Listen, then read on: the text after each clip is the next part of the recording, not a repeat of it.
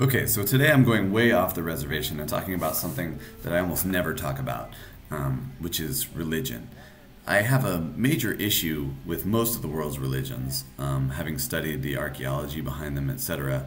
And I feel like ethically, almost every type of religion is way behind the times where we should be as individuals and families and society. But that being said, I have studied a lot of the world religions, and I do have an interest in being familiar with what other people believe about it, etc. And so I'm very, I guess one of the ones that really strikes me the most is when Jesus says, "Render unto Caesar what is Caesar's." There's different translations, and I'm going to go through a couple of those here in a minute on this other laptop here to my side. But I don't believe that he was saying to pay your taxes. A lot of modern Christians will say, yeah, Jesus says pay taxes. He says, render unto Caesar what is Caesar's. So they're saying that means to pay your taxes. Which is weird because here's a guy who preached nonviolence, compassion, certainly was opposed to murder, definitely against money lending, definitely against prostitution. I mean, all these things that governments have engaged in for centuries. And yet he's saying, yeah, go ahead and fund those governments by paying your taxes. That's the modern interpretation by most people of the render unto Caesar what is Caesar's Bible verse in the New Testament in Mark 12. But I don't believe that's the case. And I'm going to read through a couple different versions of the translation of Mark 12 and then give my interpretation of what I believe Jesus actually meant, and also talk about a very exciting technological advance that I believe will allow us very easily and quickly to abide by his doctrine more clearly, if that's what you're into. I'm not particularly myself of a specific religious bent. I do find that most of the New Testament I agree with on an ethical level. I certainly agree with Jesus's opinion about prostitution, whores, tax collectors, etc. I also definitely lean his way when it comes to compassion and kindness and helping those who are less fortunate, those sorts of things. There's a lot of things that I definitely agree with in the New Testament, and this is another one actually. After I give my interpretation, this will just be yet another one wherein I do agree with the teachings of Jesus Christ, although I believe archaeologically, whether he was a real person, whether he was a son of God, etc., etc. I think there's that'd be a much longer debate. But at least on an ethical level, I definitely agree with this verse and many other verses in the New Testament. I'd say the majority of them. So, anyway, Mark 12:12 is we're gonna start here, and it says, the religious leaders wanted to arrest Jesus because they realized he was telling the story against them. They were the wicked farmers. So apparently in this previous verse, Jesus was talking about religious leaders being wicked farmers. And I agree with him mostly on that. I'd say that even in today's modern world, I'd say most of the churches that I've come across and am familiar with, whether it's Catholicism, Mormonism, Judaism, Islam, pretty much any kind of religion, honestly, I think is pretty detestable when you look at what the organization has done as a whole on the planet, the way they've hoarded resources, the way they've spent it in ways that I find just absolutely inappropriate and wrong, the way that they prey on the poorest people and nations in general. Just a lot despicable about organized religion. And this is now another Bible verse here with Jesus talking about the despicable nature of organized religion as well. And then the religious leaders, trying to counter that in some way. But they were afraid of the crowd, so they left him and went away. So at this situation, Jesus was preaching to a big crowd about the evils of organized religion, and they saw him there, but they were afraid to do anything because there was a big crowd there, so they left. So they had to come back later and plan, as we'll talk about in the next verse here. So later, the leaders sent some Pharisees and supporters of Herod to trap Jesus into saying something for which he could be arrested. So this is the core crux of the whole story right here, because this gives you the antagonist, this gives you the motive, this gives you the plot to this whole scenario right here. And that is that basically these religious leaders who Jesus had been calling out in a previous verse were pointing out, were trying to catch Jesus in something that he was going to say that was going to make him arrestable by the Romans, which they succeeded at inevitably. So yeah, later the leaders sent some Pharisees and supporters of Herod to trap Jesus into saying something for which he could be arrested. So that is the core key issue here. They were trying to trap him into saying something that would get him in trouble with the authorities. That was their goal here. All right, so next verse, that's Mark 12:13, by the way. Mark 12:14. Teacher, they said. So keep in mind, these are the Pharisees sent to try and trap Jesus, right? Teacher, they said, we know how honest you are. You are impartial and don't play favorites. You teach the way of God truthfully. Now tell us, is it right to pay taxes to Caesar or not? So keep in mind, they're sent there to trap him, and now they're asking him, should we pay taxes to Caesar, yes or no? And obviously, if he answers no, then they're going to have something against him with the Roman government, right? So this is their trap. Their trap is sprung. They're going to ask Jesus, should you pay taxes, yes or no? Should we pay them? So now we're on Mark 12:15 now. Should we pay them or shouldn't we? Jesus saw through their hypocrisy and said, why are you trying to trap me? He knew they were trying to trap him. Show me a Roman coin and I'll tell you. So they're trying to trap him into saying don't pay your taxes. Because obviously, he kept conflating tax collectors and whores as like the lowest members of society. There's many examples of that in the Bible. So clearly he's not a fan of tax collectors, which would lead me to believe that he was against taxation. He was probably anti-government.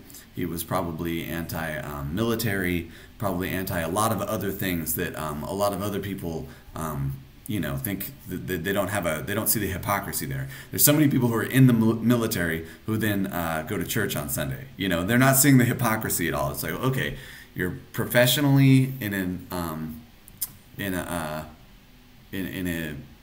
career where you might have to kill people, which is, there's commandments in the Old Testament and the New Testament about killing people and not doing it. And yet you're going to go to church on Sunday and claim to be a Christian. For me, that's the height of hypocrisy. To be in the military and then claim to be Christian, to me is just like that. You can't have a stronger opposite in those two things. So he knew they were trying to trap him into saying don't pay taxes. Should we pay them or shouldn't we? Jesus saw through their hypocrisy.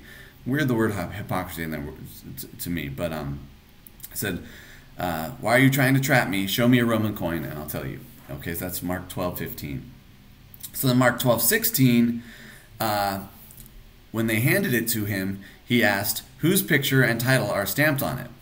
Caesar's, they replied. So Caesar, remember, is the figurehead for the entire Roman Empire at this time. And his image is on the coin. Whose picture and title are stamped on it. It's interesting, too, that he's asking them as if he doesn't know who Caesar is.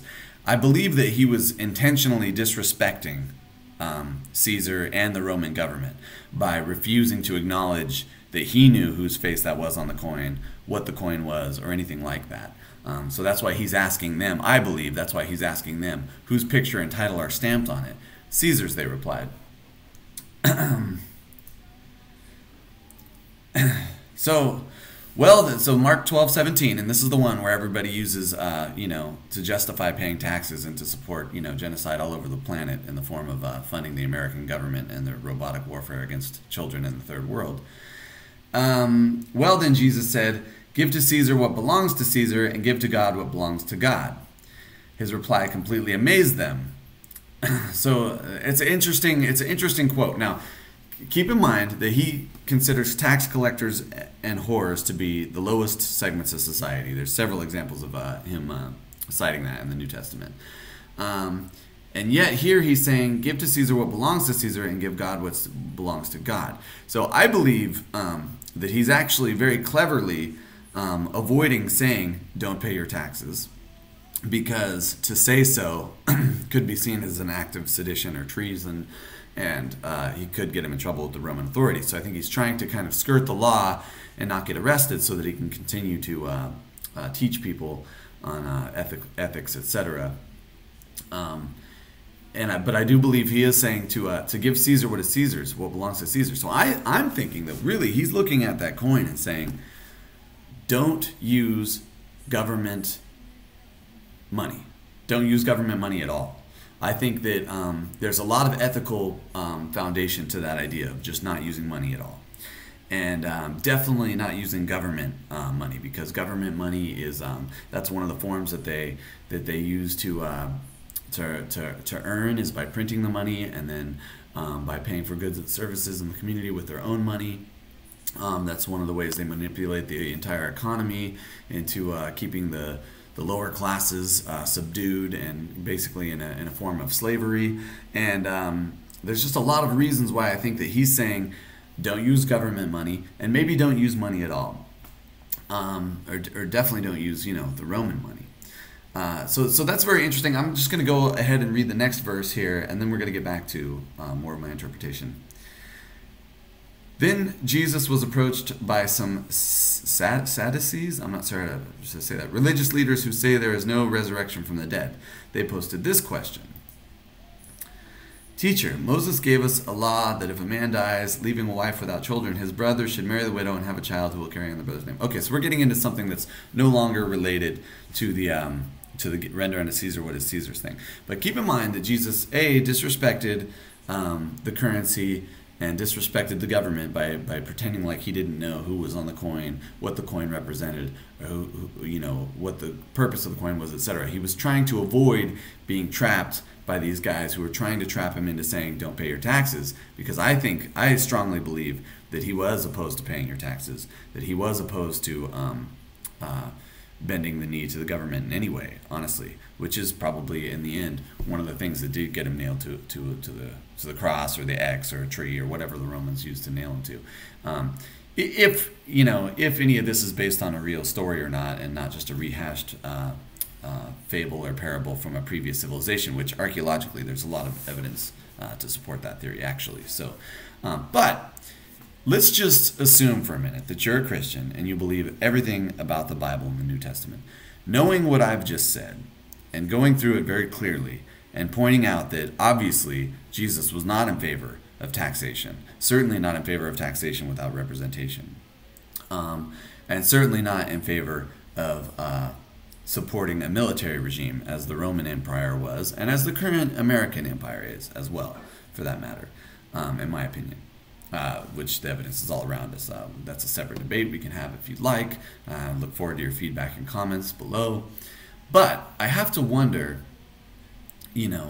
how you can still believe that it's okay to be in the military and to pay your taxes after reading just that one verse, where it's pretty clear that he's saying not to pay taxes and to, in fact, not be involved in anything issued by the government. That's my opinion of what he's saying there. Especially when he keeps talking about tax collectors and whores being the lowest members of society. Something I strongly agree with him on, actually. But here's the exciting thing. It's 2018. We no longer have to use government-backed currency, fiat currency. We no longer have to give government currency any credence at all. We can do everything as a transaction peer-to-peer with cryptocurrency. We could also exchange goods and services the old-fashioned way, bartering. We could barter, services and goods with neighbors. There's a lot of things we could be doing outside of the traditional, of the typical Federal Reserve-backed, non-gold standard inflationary game that we're all stuck in right now. And I think that cryptocurrency is one of the really, really good options and ways forward that we have to do that. So I don't think it's necessarily, I wonder what, I'd love to actually hear, if there was a Jesus and if he was alive, I'd love to hear what he had to say about cryptocurrency specifically. But I can say that from my interpretation of what I believe he said in the New Testament, presuming all of that's real and not mistranslated, etc., and that he was a real person, etc. I believe definitely he was not in favor of paying taxes. Clearly, that's why they were trying to trap him. I mean, they must have known he wasn't in favor of paying taxes. Otherwise, why would they try to trap him with that question, right? So for me, it's a given that Jesus was not in favor of paying taxes. And I believe further, he was not in favor of using government-backed currency. And I believe also that cryptocurrency is a way for us to actually follow the doctrine of Christ legitimately in today's society without in a very convenient and easy way. If you've got a cryptocurrency wallet on your phone and somebody else has a cryptocurrency wallet on their phone, it's very easy to just be like, here you go, here's $5 worth of Litecoin or whatever. Okay, thanks. Here's a coffee, or whatever it is you want to buy or sell from an individual or a business for that matter. And I think that honestly, this is a way forward where all of us can do our part to eliminate government oversight, to eliminate fascism, to eliminate the military-industrial complex, big pharma, all these kind of corrupt industries that have taken over and run our entire government through lobbying of politicians, etc., through the revolving door. I mean, the head of the head of the FCC, which is supposed to regulate the telecom industry, is a former Verizon guy, right? The head of the FDA, who's supposed to regulate the medical and food industry. I mean, the fact that that's one government agency just already is crazy, in my opinion. I don't think food and medicine should be in the same category. They're kind of different things. Although food should be medicine, it's currently not when we're eating all processed corporate garbage, etc. And even the fruits and vegetables you get are sprayed with all kinds of toxic poisons, carcinogens such as glyphosate, etc. All corporate products, and again, these are industries that have been propped up by a government that has been basically purchased by the industry itself through lobbying and campaign contributions, etc. So this is our way to fight back, is through cryptocurrency. And people aren't talking about it, and people aren't thinking about it, and there's probably a lot of reasons why they're not talking about it or thinking about it. But if you ask me, we should be talking about it and thinking about it. And more specifically, we shouldn't be using government-backed currency at all for anything, if possible. And we should not be paying taxes at all, ever, if possible. We should not be funding the genocide of children in the third world with robots, ever, by anyone, if possible. We should not serve in the military whatsoever, under any kind of guise whatsoever.